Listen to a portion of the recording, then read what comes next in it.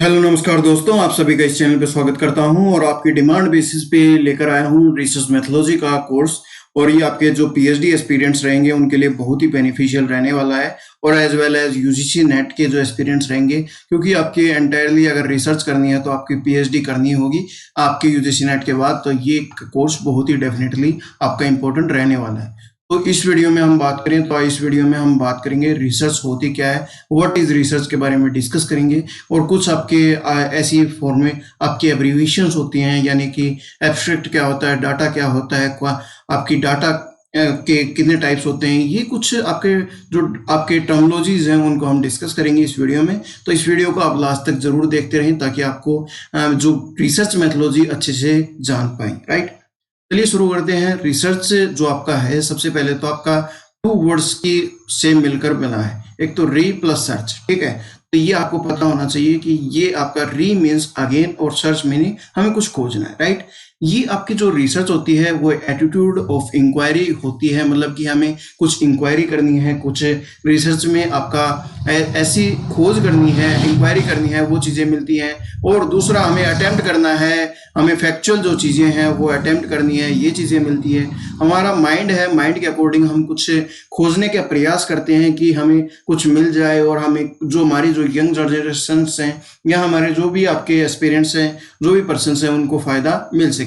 उसके साथ साथ ये अननोन से अननोन की भी जर्नी रहती है और अननोन से नोन की भी जर्नी रहती है। वो अगर बात करें तो नोन से अननोन की जर्नी, यानी कि जो थ्योरी अगर हमने डेवलप कर रखी है और उसको हमने रियल फैक्चुअल चीज़ रियल ग्राउंड पे अगर चेक करना है तो आपकी ये चीज़ें करनी होंगी। अगर रियल ग्राउंड से कोई डाटा उठाकर हमें जो ले जाना है या उसके बिहाफ पे कोई थ्योरी डेवलप करनी है तो ये चीज़ें आपकी मिलती हैं। राइट, तो ये आपकी टू टाइप्स की आपकी फॉर्मेशन जर्नी मिलती है। दूसरा आपका कुछ ना कुछ हमें जो फाइंडिंग करनी है वो आपकी न्यू करनी है, यानी कि हमें आपकी इंक्रीज है उसको एनहांस करना है। ये आपकी सबसे बड़ी बात आती है कि एनहांस करना है हमें वो चीज़, हमें कुछ उसमें बढ़ाना है। राइट, आपकी रिसर्च में बात करें तो री मीन्स अगेन जो कि मैंने बताया, और सर्च मीनिंग आपकी जो फाइंड आउट करना है, यानी कि हमें कुछ नई चीज़ें लेकर आनी। दो आपके साथ मैं डेफिनेशंस आपके साथ डिस्कस करूंगा। पहले तो एडवांस लर्निंग डिक्शनरी के अकॉर्डिंग बात करें तो research is a careful investigation और inquiry specially to research for new facts in the branch of knowledge. तो आपकी नॉलेज की ब्रांच में कुछ ना कुछ नए जो फैक्ट्स हैं उनको खोजना या उनके बारे में इन्वेस्टिगेशन करना, इंक्वायरी करना, ही रिसर्च होता है। दूसरी अगर हम डेफिनेशन की बात करें तो रिसर्च एक प्रोसेस है, प्रोसेस ऑफ स्टेप्स जो कि आपकी कलेक्ट करती to use to collect and analyse information to increase our understanding of a topic और इशू। तो हमारा जो एक रिसर्च है वो आपकी प्रोसेस है जिसमें हम आपकी जो भी डाटा है उसको कलेक्ट करते हैं, एनालाइज करते हैं इंफॉर्मेशन, और उसके आधार पर जो भी इश्यूज हैं, जो भी टॉपिक है, उसको अंडरस्टैंड करने की प्रयास करते हैं। राइट, अभी दो डेफिनेशन आपकी हमने समझ ली। अभी मेरे अकॉर्डिंग बात करें तो कुछ सिंप्लीफिकेशन के आधार पे बताऊं तो आपकी जो रिसर्च है वो एक तो प्रोसेस है इंक्वायरी एंड इन्वेस्टिगेशन की। राइट, आपको कुछ ना कुछ उसके बारे में इंक्वायरी करनी है और इन्वेस्टिगेशन करना है, उसकी प्रोसेस होती है। दूसरी बात करें तो आपकी सिस्टमेटिक और मैथोलॉजिकल आपकी कुछ चीज़ें करनी होती हैं, हमें आपकी कैसे डाटा सिलेक्ट करना है, कैसे आपकी वो रिसर्च करनी है। तो एक प्रोसेस है, एक सिस्टम के थ्रू हमें लेकर जाना होता है, कुछ एक मेथड है उनको भी हमें यूज़ करना पड़ता है, वो रिसर्च में होते हैं। रिसर्च एक डेफिनेटली आपकी नॉलेज है उसको इंक्रीज करने का प्रयास करता है, उसको बढ़ाने का प्रयास करती है ताकि जो भी आपकी से अभी नॉलेज है उसको नेक्स्ट लेवल पर हम ले जा पाएँ, यही चीज़ रहती है।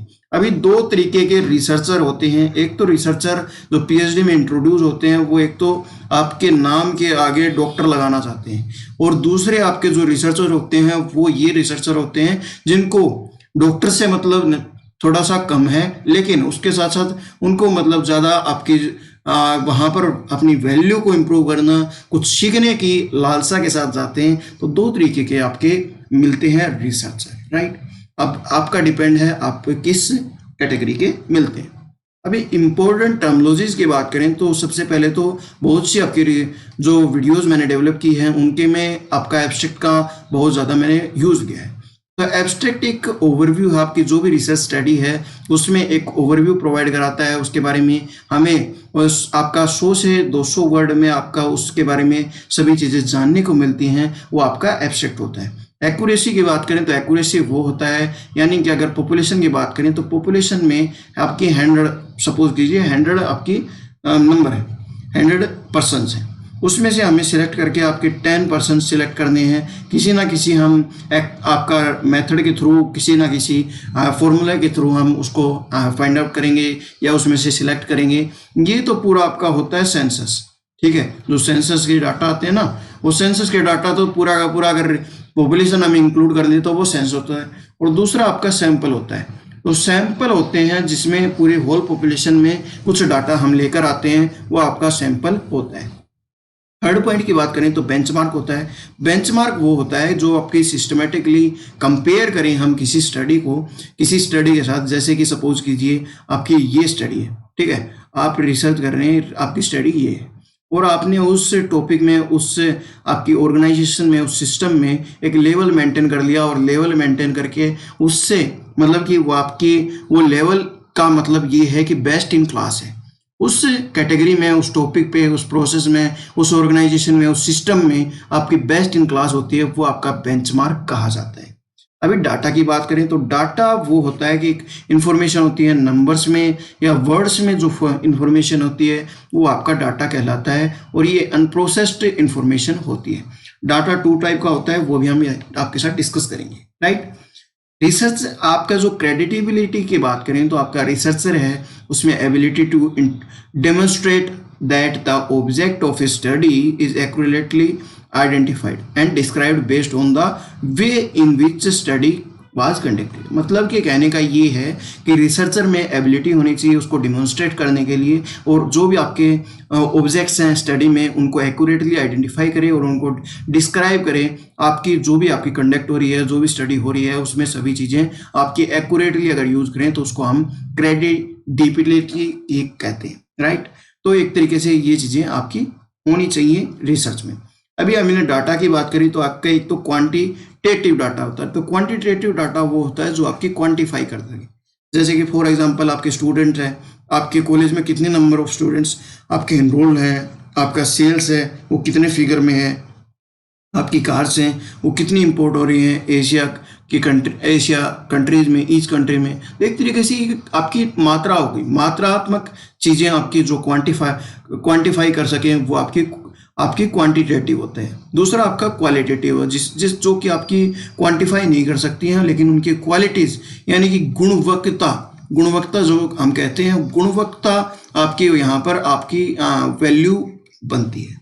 तो इसमें आपके जैसे मोटिवेशन किस लेवल का है, आपके सेल्फ स्टीम कितनी लेवल की हैं, आप में काज और इफेक्ट का जो रिलेशनशिप होता है वो आपका कितना है, ये चीज़ें आपकी इसमें क्वालिटेटिव में होती है, राइट। तो ये चीज़ें आपको ध्यान होनी चाहिए। फिर आगे बात करें तो केस स्टडी वो चीज़ होती है जिसमें हमें कोई भी आपका जैसे कि स्टेट हुआ या आपकी डिस्ट्रिक्ट हुआ, हमें उस लेवल का अगर हमें सिलेक्ट करना है, उस लेवल को हमें यूज़ करना है, उस लेवल पे हमें स्टडी करनी है, तो वो आपके केस स्टडी होगी। हमने आपका हरियाणा का ले लिया तो कि ये आपके केस स्टडी होगी कि हरियाणा को लेना है, और अगर और भी छोटे लेवल पे तो कोई डिस्ट्रिक्ट हमने सिलेक्ट कर ली है, उसको हम सिलेक्ट करके कोई स्टडी करते हैं, तो ये आपकी केस स्टडी होती है।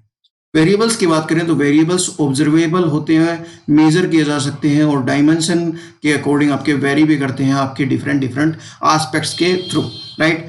क्लासिफिकेशन की बात करें तो आप क्लासिफिकेशन वो होता है कि आपने कुछ कैटेगरीज में, ग्रुप्स में, आपके सिस्टम्स में आपने उसको कैरेक्टराइज कर दिया या एट्रीब्यूट्स में रख दिया, वो आपकी क्लासिफिकेशन होता है कि यानी कि हमने कैटेगरीज बना दी, राइट।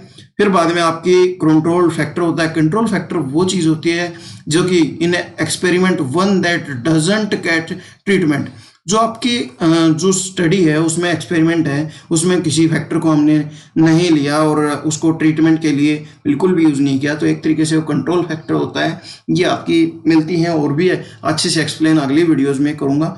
कोरिलेशन स्टडी की बात करें तो कोरिलेशन स्टडी वो होती है कि जो कि आपकी रिलेशनशिप देखने को प्रयास करती है बिटवीन वेरिएबल्स। तो बिटवीन वेरिएबल्स के बीच में आपका काज एंड इफेक्ट जरूरी नहीं है, लेकिन हमें कुछ आपके वहाँ पर चीज़ें आपकी रिलेट करनी है, वो चीज़ें आपकी। तो सपोज कीजिए आपकी ए है, आपका ये ए फैक्टर है और ठीक है, तो ए फैक्टर का बी फैक्टर के साथ क्या रिलेशनशिप है ये अगर फाइंड आउट करना है तो ये स्टडी में ये चीज़ें होती हैं, राइट। तो ये आपकी फैक्टर्स रहते हैं जो आपकी कोरिलेशन स्टडी में होते हैं। बेसलाइन की बात करें तो बेसलाइन वो होता है जो कि आपके मेजरमेंट, आपके जो एक्सपेरिमेंट या ट्रीटमेंट किया है उसमें आपका कंट्रोल मेजरमेंट, आपका जो भी आपके उस एक्सपेरिमेंट ट्रीटमेंट के बाद किया जाता है वो आपका बेसलाइन होता है। क्लस्टर एनालिसिस की बात करें तो क्लस्टर एनालिसिस वो होता है जैसे कि फॉर एग्जांपल आपका सेक्टर हुआ, सेक्टर आपने कोई बना लिया और सेक्टर के वो एक सेक्टर को हमने उस जगह पर चूज कर लिया तो वो क्लस्टर एनालिसिस हो गया। हम उस स्पेसिफिक आपके सेक्टर को या ग्रुप डाटा में हमें जो डाटा है वो कलेक्ट करना है, आपकी स्पेसिफिकेशन सेम मिलती हैं सभी ग्रुप्स में, आपकी हर एक सेक्टर में एक जैसा ही रहना सहना है, लेकिन हमने कुछ आपका क्लस्टर जो ये एक क्लस्टर को हमने चूज कर लिया उसी को सारा का सारा हम टेस्टिफाई करेंगे, उसी के सैंपल्स कलेक्ट करेंगे। कॉन्फिडेंशियलिटी आपकी बात करें तो ये आपका एक तरीके से जो रिसर्च कंडीशंस होती हैं जिसमें आपका no one except the researcher knows the identities of participant in study, मतलब कि सिर्फ रिसर्चर को ही आपका पता होता है कि आपकी जो चीज़ें हैं, जो आपकी ऑथेंटिसिटी है उसके पूरे रिसर्च के बारे में उसी को पता होता है। और ये आपका बहुत ज़रूरी है क्योंकि आज के दिन अगर कोई रिसर्च करेंगे तो किसी ने को अदर को पता लग गया तो वो आपका पब्लिश कर और आपका जो वर्क है उसका फ़ायदा उठा सकता है। तो ये चीज़ें बहुत ज़रूरी हैं, राइट। फिर बाद में डिस्क्रीट वेरिएबल की बात करें तो डिस्क्रीट वेरिएबल जो आपके होल यूनिट्स में आपका मेजर किया जाता है, जैसे कि आपका जेंडर हो गया, आपका सिबलिंग्स हो गई, वो आपके नंबर ऑफ सिबलिंग, मतलब कि ये आपका डिस्क्रीट वेरिएबल में आते हैं। डेविएशन की बात करें तो डेविएशन वो होता है जो आपके between mean and particular data के बीच में आपका डिस्ट्रीब्यूशन देखने का प्रयास करता है, वो आपका डेविएशन होता है। एपिस्टेमोलॉजी बहुत इंपॉर्टेंट है। एपिस्टेमोलॉजी ज्ञान मीमांसा भी जिसको कहते हैं, हमें जो भी नॉलेज है उसको कंस्ट्रक्ट करना है, आपके उस नॉलेज में आपका कुछ और ऐड करना है और वैलिडेट करना है, तो वो आपका एपिस्टेमोलॉजी में होता है। हमारा नेक्स्ट पॉइंट है इथनोग्राफी। इथनोग्राफी आपका कल्चर की स्टडी होती है, ओवर द पीरियड आपका टाइम के अकॉर्डिंग इथनोग्राफी देखा जाता है। तो इस तरीके से आपकी कुछ टर्मोलॉजीज हमने डिस्कस की और ये टर्मोलॉजीज बहुत इंपॉर्टेंट रहती हैं दोस्तों। आपको थोड़ा बहुत बोरिंग फील जरूर होगा, लेकिन ये टर्मोलॉजीज आप जब भी रिसर्च करेंगे तो आप ये फेस जरूर करेंगे और आपका रियली में इनसे मुलाकात जरूर होगी। तो ये पहले ही मुलाकात कर लेते हैं ताकि आपको अगर इंटरव्यू में जाएं तो कोई अगर इनसे कोई भी पूछे कि ये होता क्या है तो उसका आंसर दे पाएँ, यही मेरा प्रयास है। और सभी चीज़ों को डिस्कस कर रहा हूँ और इस टेलीग्राम चैनल के माध्यम से PDF कलेक्ट कर सकते हैं, यहाँ पे और भी चीज़ें आपकी डिस्कस की जाती हैं। तो होप आपको ये वीडियो बहुत अच्छी लगी होगी। लाइक बटन जरूर दबाया करें और शेयर करें अपने दोस्तों के साथ। और कोई भी आपके डाउट्स होते हैं तो डाउट्स आप कमेंट सेक्शन में जरूर डिस्कस करें और मैं उन पर भी जल्दी से जल्दी आपके प्रयास करूंगा कि अदर वीडियोस या जैसे भी आपका पॉसिबिलिटीज हो आपके डाउट्स को क्लियरिफाई कर सकूं। तो ये ऑन डिमांड आपका टॉपिक चलता है और ऑन डिमांड आपका 9 AM पे आपके साथ में डिस्कस करूंगा डेली बेसिस पे। तो 9 AM इस चैनल पे जरूर विजिट करा करें ताकि हम जो भी वीडियोस आती हैं उनका फ़ायदा उठा सकें। अगर आपने अभी तक सब्सक्राइब नहीं किया है, सब्सक्राइब के साथ साथ बेल जो आइकन बना है उसको भी टनटना दीजिए, बेल की घंटी भी दबा दीजिए ताकि आपको नोटिफिकेशन मिल सके जब भी मैं वीडियो अपलोड करूं। और ऐसे ही मिलते रहेंगे। आप सपोर्ट बनाए रखें। धन्यवाद। जय हिंद, जय भारत।